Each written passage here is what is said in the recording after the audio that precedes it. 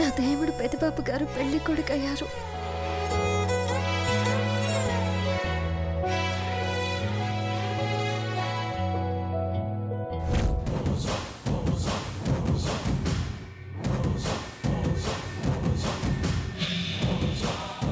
నా కాబోయే భర్త గురించి పార్వతి చాలా జాగ్రత్త తీసుకుంటుంది.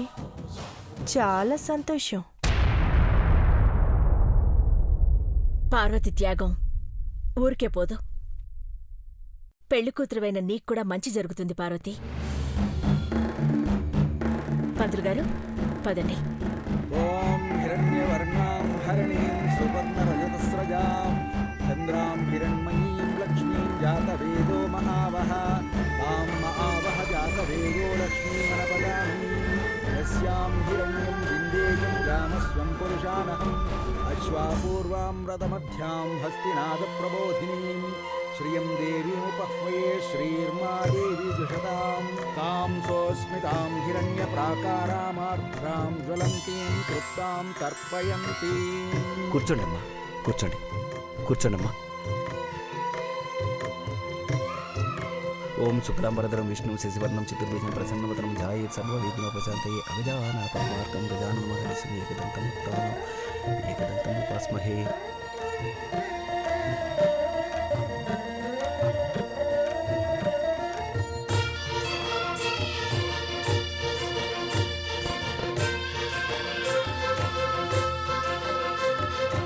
ఓం నమో మాతా ఓం భూర్భువస్సుః తత్సవితుర్వరేణ్యం భర్గో దేవస్య ధీమహి ధియో యో నః ప్రచోదయాత్. సిద్ధాంతి గారు చెప్పండి అమ్మా. పెళ్లికి ముఖ్యమైనవి అక్షింతలు, పారాణి, పసుపు కుంకుమ, తాళిబొట్లు.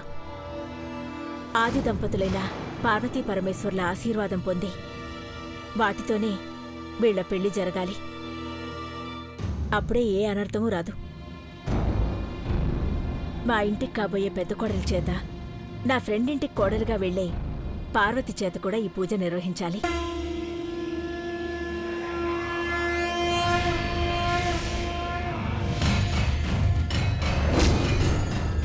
సంతోషం తల్లి. వీరిద్దరి చేత హోమం జరిపిస్తాను.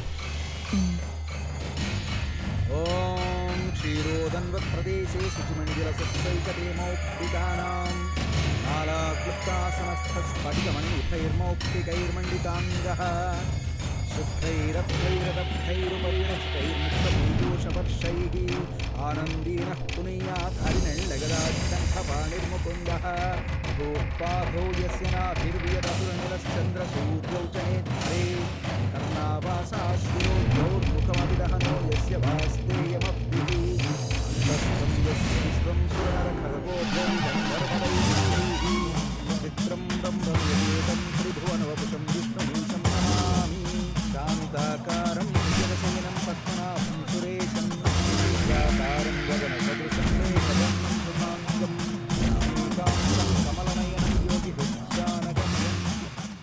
ఓం నమ శివాయ. అమ్మా, మీరు తీసుకొచ్చిన తాళిబొట్టు ఇలా ఇవ్వండి అమ్మా. అమ్మా, అలాంటి వాళ్ళది నిజమైన ప్రేమ కాదు, అది వ్యామోహం. ఎగ్జాక్ట్లీ చిన్నత్త. నిజంగా ప్రేమించుకున్న వాళ్ళు అలా చేయరు. ఎంత మనసు విరిగిపోతే కన్న కూతుర్ని పట్టుకొని మా దృష్టిలో చచ్చిపోయా ఉంటుందా తల్లి? అది సరే అమ్మా, తన కూతురుతో తన మాట అనేటప్పుడు ఆమె మాటల్లో వ్యథ, కళ్ళల్లో బాధ గమనించావమ్మా? పెద్దబాబుకు బర్త్డే విషెస్ చెప్పు కూడా వెళ్ళాం కదా. ఊరికే ఎలా కాలిపోతుంది? మంట పెడితేనో పడితేనో తగలబడుతుంది.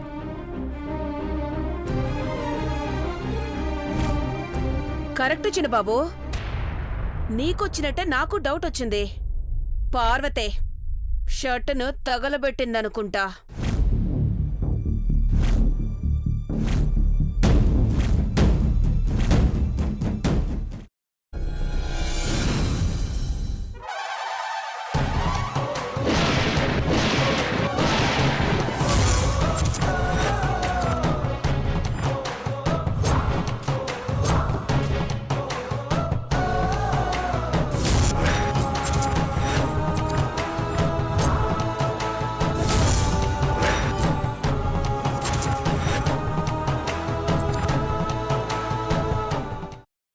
తీసుకున్న తర్వాత పొట్టు తీసేసి చాప్ చేసి పక్కన పెట్టుకోవాలి.